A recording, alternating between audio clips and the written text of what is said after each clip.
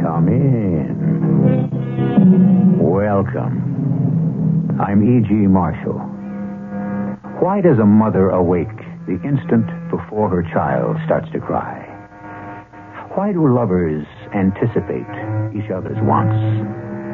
Why, for that matter, does a family dog raise his head and growl a warning when a stranger approaches noiselessly in the dead of night? No one knows precisely why. Lacking a better explanation, we call it something in the air. Max? Are you there? Max! You don't open the store. I'm going to call the police. No. They'll break it down. No. Go away.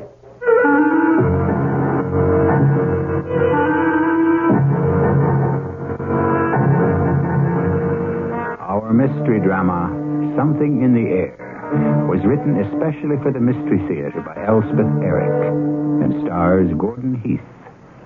It is sponsored in part by Buick Motor Division. I'll be back shortly with Act One.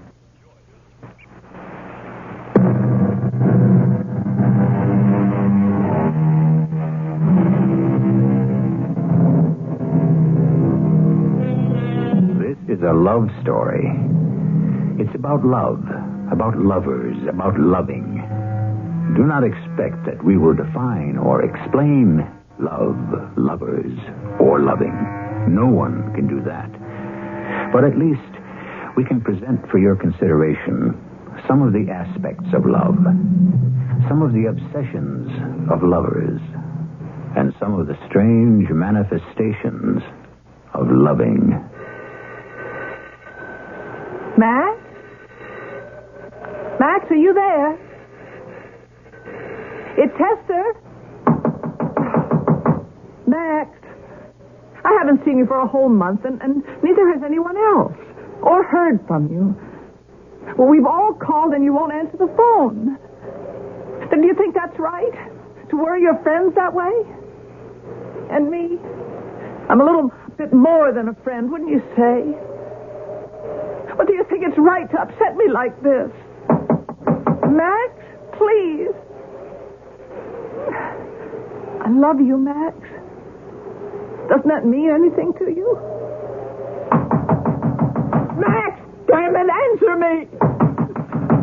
Max, if you don't open the store, I'll get the police and have them break it down. You hear me? I'll get the police. No. No. I will. I swear I will. Don't do that, Hester.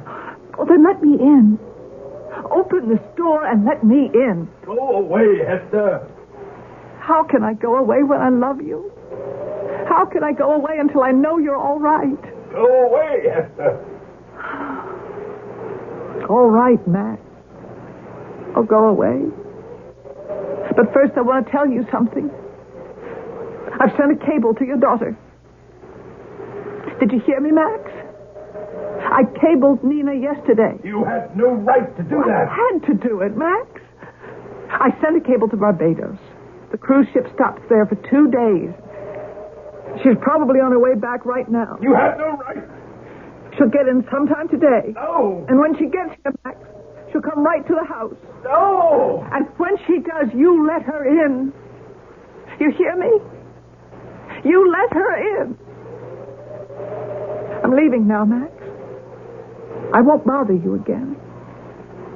But when your daughter shows up at this store, you let her in.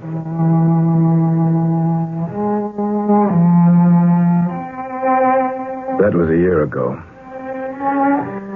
I'm Max Avery. Perhaps you heard of me. Max Avery, the great modern painter. Hester was my model during one of my more fertile periods.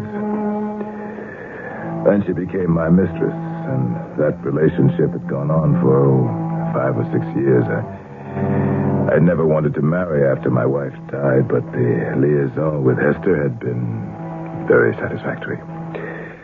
Now she had violated every tenet of our understanding. She had intruded herself, her judgment, into my intensely private life, and more than that, she had involved my daughter, my lovely 18-year-old daughter, Nina, who at any moment might arrive at my front door. Nina. Is that you, darling? Forgive me, sweetheart, if I don't come to the door. I've not been well, you see. Darling, perhaps in a day or two, next week. I'm so sorry Hester sent you that cable. What did she say, that I was ill or something? Well, it's nothing serious. Love, really, nothing serious. Oh, darling, please. Darling. Oh, Nina, wait, sweetheart. I'll open it. Just wait. Nina, what? Max. Who? Nina? No, it's not Nina, Max. Were you expecting Nina? Yes. Max, what's wrong? Don't you recognize me? Dan Fogarty. Dan? That's right. From the old days in the village? Dan Fogarty. Max, let me in, will you? Please, I wish you would. I thought you were Nina. Max, what have you been doing to yourself? Doing? Nothing. Oh, don't tell me nothing. Granted, I haven't seen you for a year or more, but, nobody could change so much in a year. I've changed. Have you looked at yourself lately? Not for a while. Not since when? Since about a month ago. Well, don't you care how you look? How do I look? Like a ghost. That bad. Look, would you care for a drink, Daniel? Well, for old time's sake, sure. If you'll have one with me. For old time's sake. A glass of old Madeira wine. For old time's sake. There you are. 2 old times. 2. Oh, Max, for heaven's sake. Max, what is it? I'm all right. Well, I thought for a moment you'd fainted. You just toppled over. Here, let me help you up. Here. That's it. Now sit down. You all right? All right. Well, you must be sick. Not sick. Well, why would you fall down like that if you're not sick? I've been fasting. You've been fasting? No food at all? Just water. Well, how long has this been going on? I think for about a month. Yes. For a month. Dan Fogarty was kindness itself. Helped me upstairs, into bed. Went down to the kitchen, heated a can of beef broth, and brought it up to me. Perhaps you're wondering who is Daniel Fogarty and how did he wander into my life at this particular point in time? Well, Dan's a painter, like myself. Talented, I've always thought, but unlike me, he's never achieved any success whatsoever. Max, a month without food. It's a wonder you're functioning at all. Why'd you do it? I was desperate. You, of all people, Daniel, you'll understand this. I dried up, went stale. I can't paint a thing that isn't a repetition of something I've done before. Ever run into a snag like that? Huh. Who hasn't? I've tried everything, even tried the geography cure. Went to Kyushu. Where's that? Island south of Japan, between the Pacific and the East China Sea. That sort of thing's worked for me before. You remember? 10 years ago, when I'd gone dead, stale, flat, and unprofitable. Took Nina with me. She had a wonderful time. I damn near died. I did die. I kept turning out the same old stuff, dry, boring, rehash of everything I'd done before. It was hell. Oh, I can imagine. How is Nina, by the way? All right, I guess. I haven't seen her since she was, 10 or 12, I guess. She's a big girl now. You'd hardly recognize her. She is so beautiful. She's the light of my life, you might say, my reason for being. Especially now that I can't paint anymore. Oh, come on. It'll come back. It's bound to. Maybe. Maybe it will. Give it time. When I decided to go on my fast, I sent Nina on a cruise to the Caribbean. I couldn't have her around. You know, she'd have interfered. Well, sure. She's due back, matter of fact. When you rang the bell, I thought it was Nina. Yes, I know you did. See, Hester was here before. You remember Hester? The gorgeous redhead. She was your model, wasn't she? The last few years, she's been my paramour, you might say. Oh. Hester's been trying to bust in here, find out why I was holed up. I wouldn't let her in, wouldn't answer the phone. Just before you showed up, she was banging on the door, threatening to call the police. And finally, she told me she'd sent a wire to Nina in Barbados. And I should expect my daughter to show up any minute. So when the bell rang, I thought, of course, it was Nina. Even after I saw it wasn't, I didn't know who it was. What were you doing there? On my doorstep? Why today? Why at that precise moment? Why haven't you called me before or come to see me? Oh, I don't know. You're a big man. Important painter. We don't travel in the same circles. You live in this big old town house. I live over at Chinese Laundry on East 14th Street. You eat in all the big restaurants. I still take my meals in Joe's Beanery. Well, there's no reason, really, why I should look you up. Or you me. But you looked me up tonight. Why? Why did you? I just did. No particular reason. Anybody tell you anything about me? Hester? Any of the old gang? Oh, I haven't seen Hester in years, or the old gang either. And why did you show up when you did? I don't know, Max. You came all the way over here from East 14th Street to see me, and you don't know why? I really don't, Max. That's crazy. Crazy. That's your doorbell. Want me to answer? Would you? It must be Nina. Oh, sure. You stay right there. I'll let her in. I'll tell her you're a trifle indisposed. Yes. Tell her that.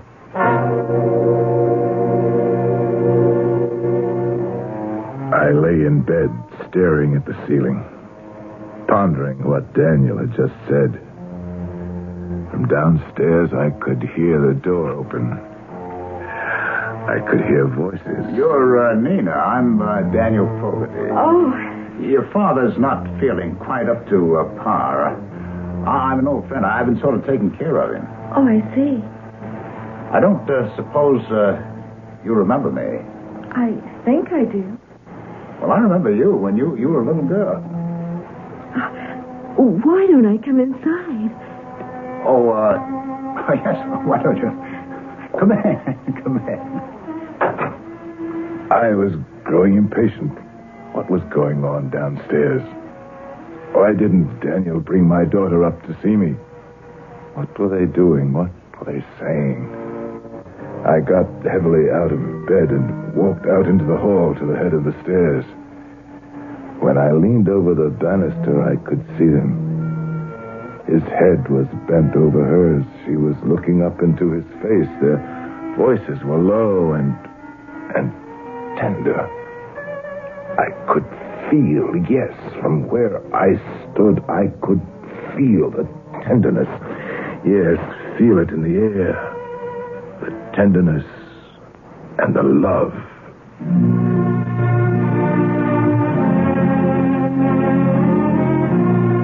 You think such things don't happen? that a man and a woman meet, speak, and touch, or do not touch, and love is born between them? Of course it happens. Not often, perhaps, but it happens. But how often is it that a third person, observing but unobserved, with no forethought of ever witnessing such a thing, suddenly knows with certainty that it has happened, that the man and the woman he gazes upon have, on the instant, fallen in love? We'll return shortly with Act 2.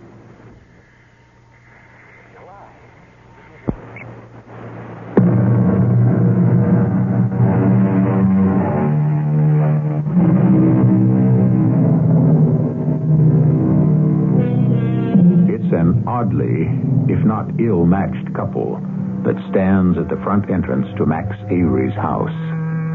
The exquisite young girl, elegantly dressed, and the slightly unkempt and very shabby man, definitely in his middle years.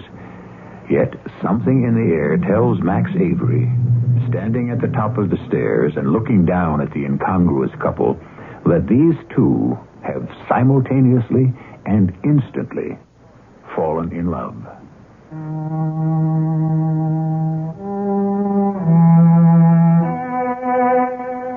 I knew it. I knew it. Within the few minutes since Nina had rung the doorbell to my house and Daniel Fogarty had admitted her, the most powerful experience that can befall a human being had transpired. From where I stood, still trembling from the weakness brought on by my month of fasting, I gazed down upon them. Both horror and rage swept through my body, and the next day I sought out the only person I could confide in. Hester. But how can you know, Max? How can you be so sure? I know. And when they came up to your bedroom, how was it then? Oh, they were conventional. They dissembled. Nina was solicitous about my health. Daniel reassured her that I'd be up and about in a few days. And you were? We spoke briefly of my work. There wasn't much to say about that. I asked about her Caribbean cruise. She went into detail about that. Daniel spoke of olden times when he and I were young, struggling artists, how we had drifted apart until he passed my house and had the sudden impulse to ring the bell. Max, what about his impulse? Have you thought about that? It was an impulse. What is there to think about? Perhaps something told him that you needed him. Something in the air. I wish to God he'd stayed away. Max, you don't mean that. I do mean it. With all my heart. Look what his meddling has led to. My daughter loves him and he loves her. You don't know that. I do know it. As sure as you and I are sitting here, I know it. Don't argue with me, Hester. I know it. All right. We won't argue. But if you are right, there's only one explanation. And what might that be? You are clairvoyant. Clairvoyant? You have second sight. That's utter nonsense. That's balderdash. I'm not clairvoyant. I don't have second sight. I don't believe in those things. Then how did you know? What you say you knew. I mean, with no real evidence. I knew because I knew. Because I loved my daughter. What concerns her concerns me. What touches her touches me. They do say that clairvoyance is often limited to a single fleeting vision, provided, of course, there's a personal element involved. Such as what? Well, such as danger to someone much beloved. That's it. I saw danger. Nina's in danger if she loves this man, if he loves her. Well, why is it dangerous? Hester, Nina is 18, on the brink of womanhood. Daniel is my age. She's the daughter of a successful artist. She's received everywhere along with me. Received, accepted, and welcomed. He's nothing, a nothing who goes nowhere, is accepted nowhere, welcomed nowhere. To bind herself to him, to sink down to his low level of existence, it's unbearable. It's unthinkable. It's got to be stopped. How was I to stop this burgeoning love affair? I had no idea. But days passed, and I grew even more certain of what had been certain from the first.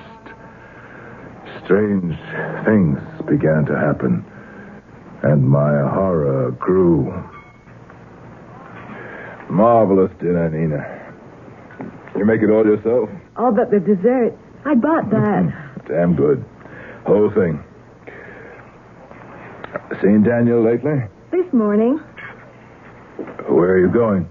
I'm going to answer the phone. The phone didn't ring. It's Daniel. How do you know? Hello, Daniel. Things like that. They drove me wild. Like the night there was a knock at the door. Want me to see who's at the door? You might as well. It's probably Dan Fogarty. I don't think so. He usually stops by about this time. Not tonight. Well, see who it is. Probably someone to see you. Hello. Hello, Hester. Come on in. She seemed always to know where he was and what he was doing, how he was feeling, how his work was progressing or not progressing. When he would call or come to the house, when he was thinking of her, when his mind was on other things. I never felt free to accuse her of this obsessive preoccupation with Dan Fogarty, for I dared not tell her that I knew, that I had known from their first meeting, and that the two of them were in love. Until one night, she and I were alone after dinner.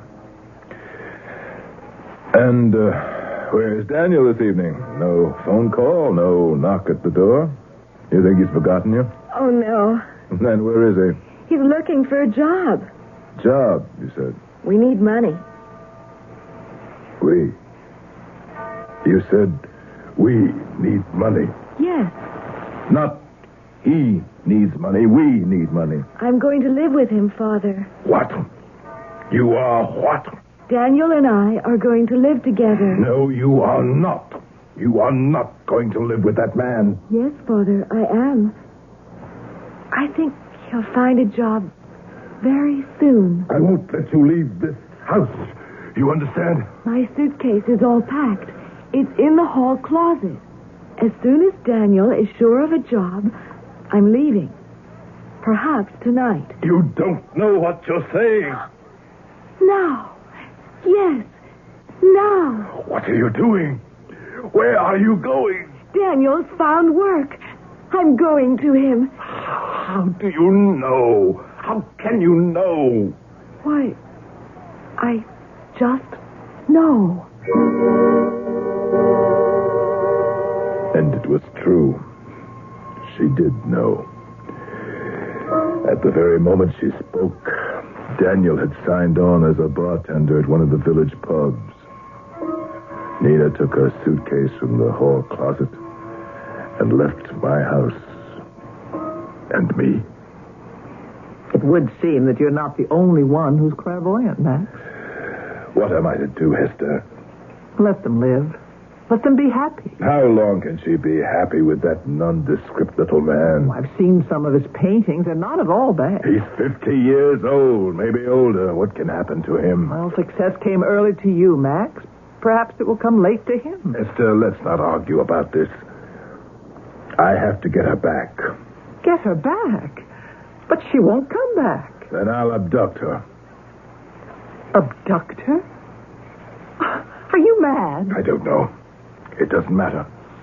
I shall abduct her and bring her back. I forced Hester to join me in my plan to kidnap my daughter.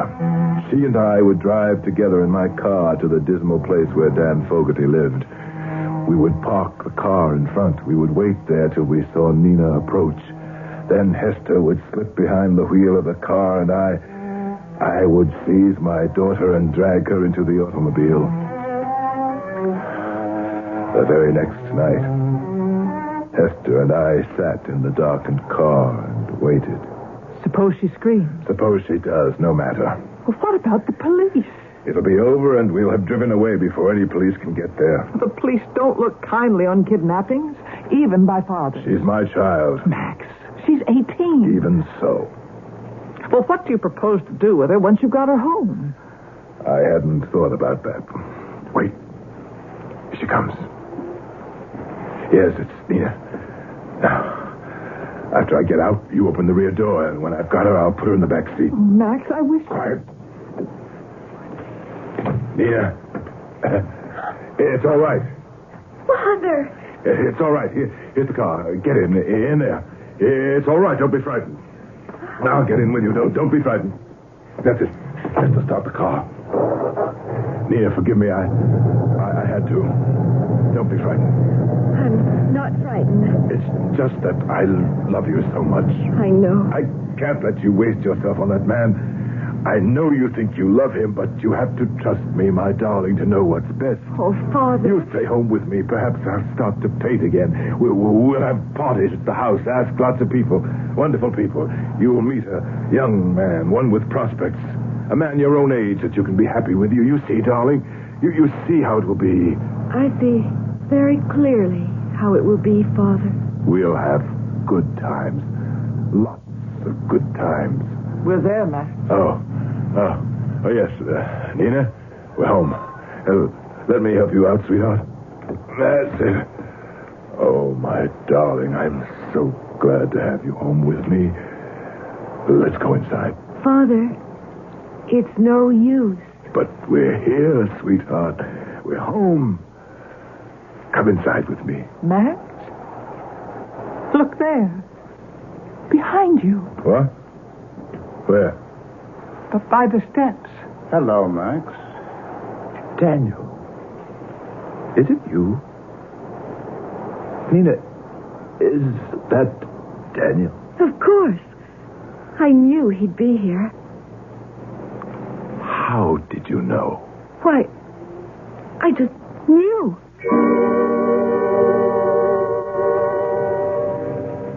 So we return to the simple statement, I knew. I just knew. Perhaps it sounds too simple, almost foolish, almost fatuous. I just knew indicates that you had no clear reason to know, no proof that you knew, no real excuse for knowing. Yet isn't it the most profound things of your life, the most significant? Aren't these the things that, without proof, with no excuse, and for no reason, you simply knew? We'll return shortly with our final act. Somehow, you fought the temptation to buy a new Buick Century until now, because you figured that along about this time, your Buick dealer just might be as anxious to talk to you as you are to get a Century.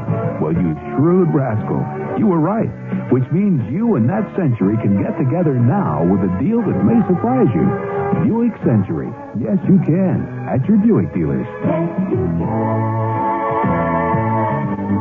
Yes, you can.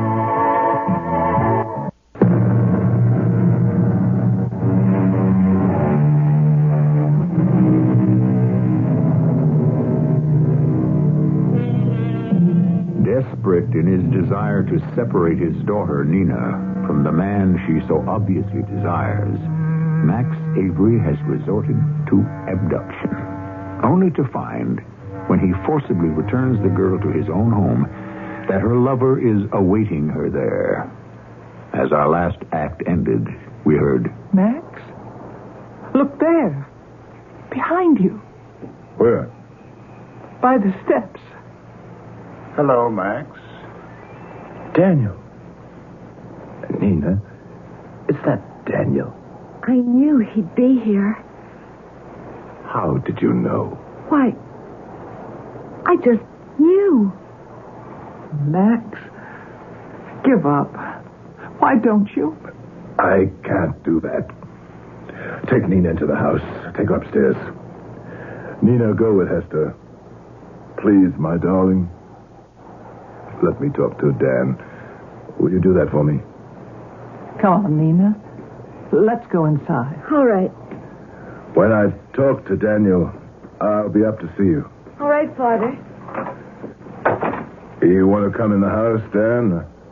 We can talk here. Let's sit in the car. All right. Get in. I'm after you. I won't run away. All right.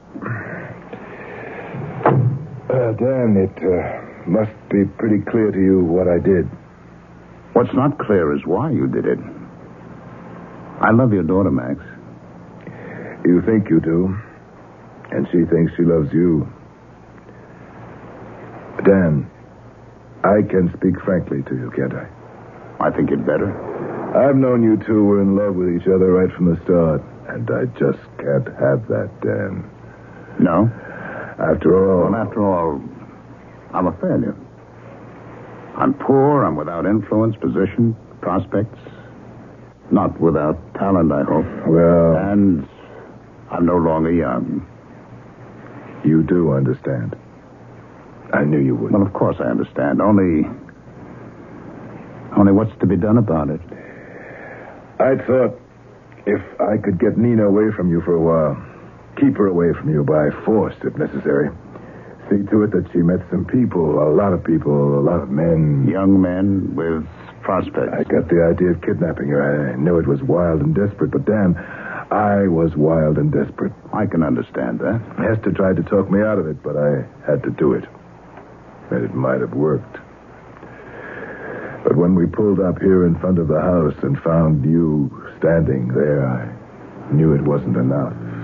No, it's not enough. How in the name of heaven did you get there? What possessed you to come to my house instead of going home? I don't know. But you must know.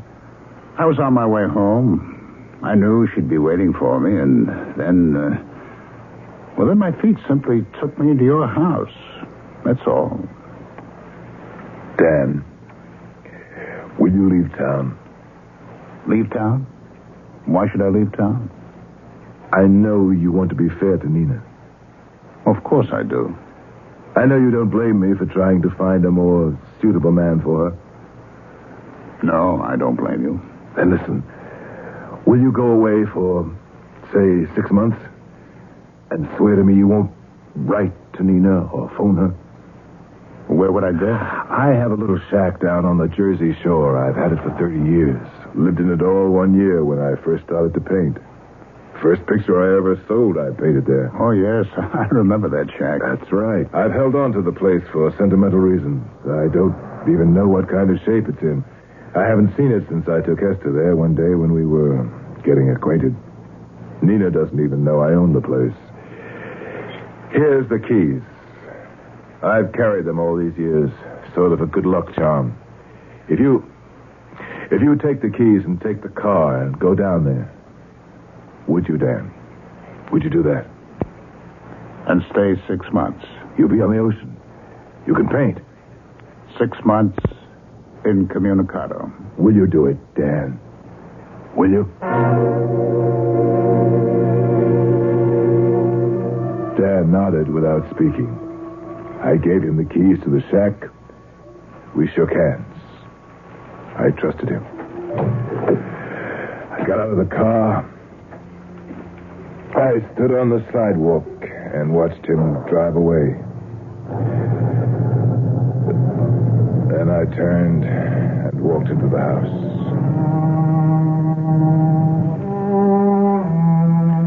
I trusted him to do exactly as I had requested. Go to the Jersey Shore, hole up in my old shack, and stay there for 6 months without making any effort to contact my daughter. Now, all I had to do was somehow to explain what I'd done to Nina. I dreaded it. But when I told her, she was amazingly calm, even receptive. He's gone away, my dear, to a place you know nothing about, or one you've never seen, even heard about. I understand. It's for 6 months, my love. Surely you can be separated from him for 6 months. Of course. He'll be perfectly safe where he is, and comfortable enough, and he'll be able to paint. He's there. What? He's there. He's arrived. Where? Arrived where? Wherever you sent him. He's there, and he's unpacking his easel, and his paints and brushes. Almost immediately, I began to worry that the two of them would somehow communicate. That my drastic actions had accomplished nothing. That I could in no way prevent these two from reaching each other. What had been true the first time I saw them together at the door of my house was still true. There was something in the air. That something was love. Weeks passed, and Nina seemed calm and content. One morning at breakfast... You look very pretty this morning, Nina. Do I really? You look pleased about something. I am pleased about something. Daniel has started to paint again. How would you know that? Why, I just know. And a few weeks after that, again at the breakfast table, with creeping fear in my heart, I saw that Nina looked not only calm, content, and pleased with life, but radiant, exuberant. Dan has just finished a new picture. A beautiful picture. A great picture. He's very happy about it. And so am I. I was mad with rage and frustration. There seemed to be nothing in this world that I could do to save my child from this man.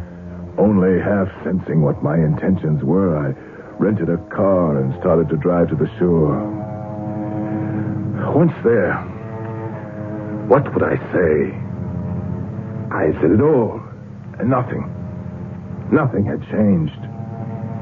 Yet I must do something. Yes, do something. What? Cold, paralyzing fear seized my heart and squeezed it. For I knew what I meant to do. I meant to kill him. I left the car on the road and walked down to the beach. I could see Dan Fogarty. He had just finished work for the day. He was packing up his paraphernalia, giving a last look at the painting he'd been working on. Then picked it up and started to walk to the shack. I gave him 5 minutes or more after he went inside. Then, drawing a long breath, I started down the beach, stopped at the door to the shack, and entered without knocking. Well, Max. Well, how wonderful to see you. Come on in, sit down. Thank you. Here, sit here. I was just going to have a glass of wine. You'll join me? Thank you. I've been having a glass of wine every day after work. It's the salt air, I think. Here you are. You won't mind drinking out of old jelly glasses? We've both done it before, haven't we?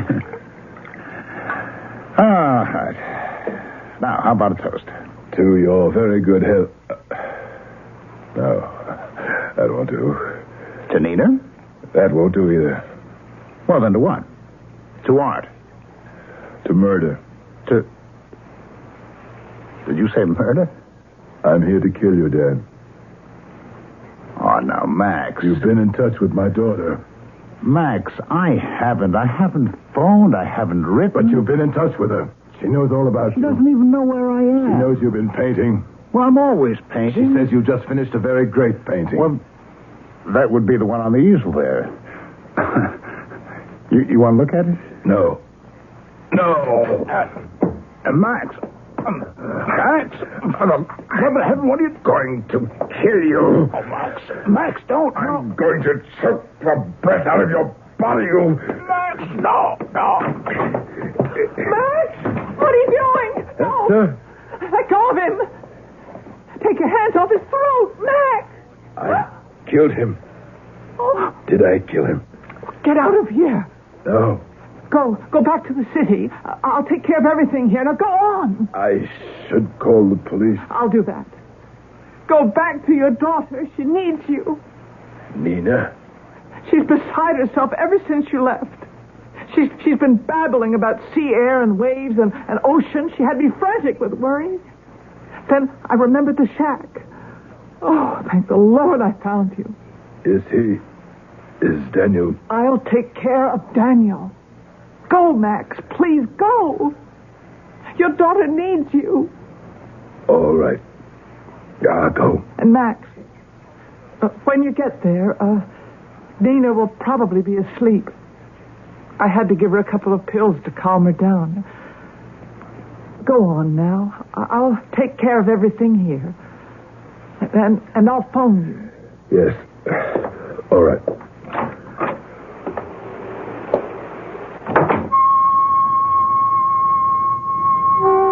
I drove back with the uncanny accuracy of a man in shock. And when I reached the house, I parked the car expertly in front of it, got out, and went inside.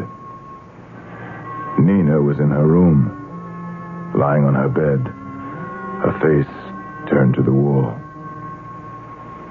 My darling. Oh, my dear, can you hear me? I'm sorry. I'm so sorry. Your father is so sorry. Your father is a fool. He loves you. Nina, turn and face me, sweetheart. I want to tell you what a fool I've been. Nina. Nina. She stirred. A tiny tremor ran through her body. Very slowly she turned toward me till she lay on her back. And there,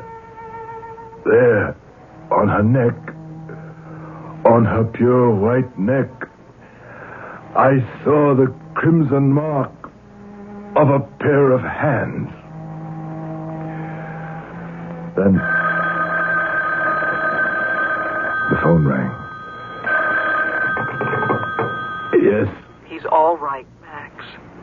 Daniel's all right. You're sure? I'm sure. Thank you.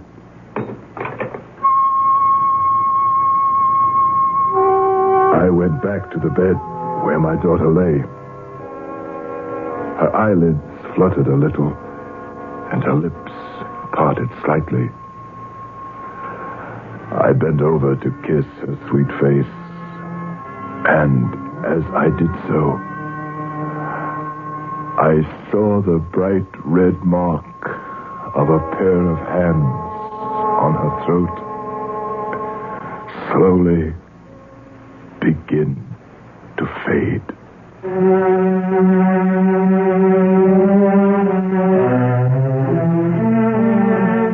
You don't believe this story? Very well. That's your business. But if you have ever been very deeply, really deeply in love, you know how the entire texture of life changed, and how the two of you changed, till you seemed two quite different people. If you have never been so deeply in love, what can I say? Except, I'm sorry. I'll be back shortly.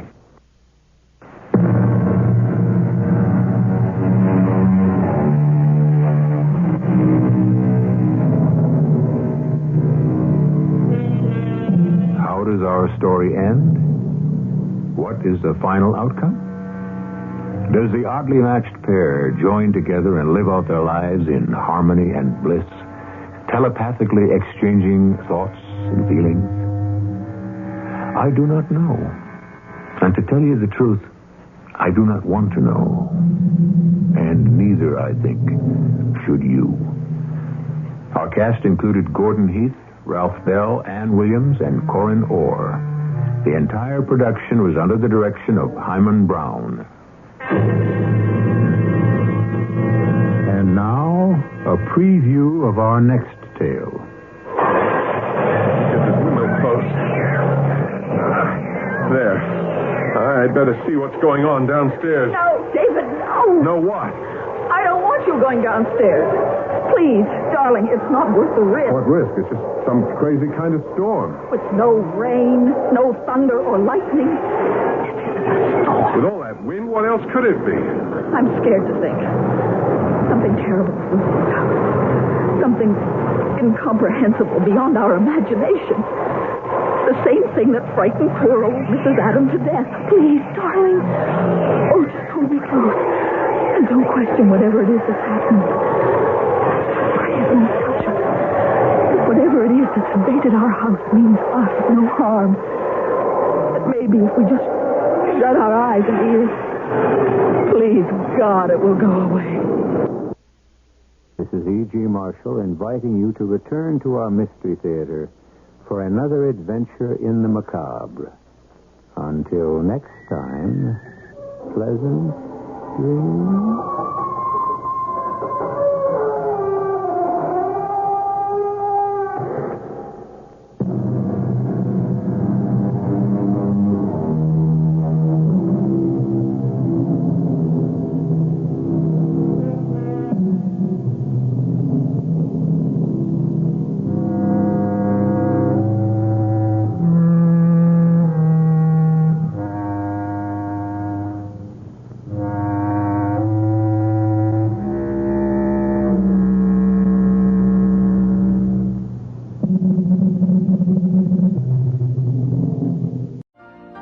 You've been listening to the OTR Gold Network.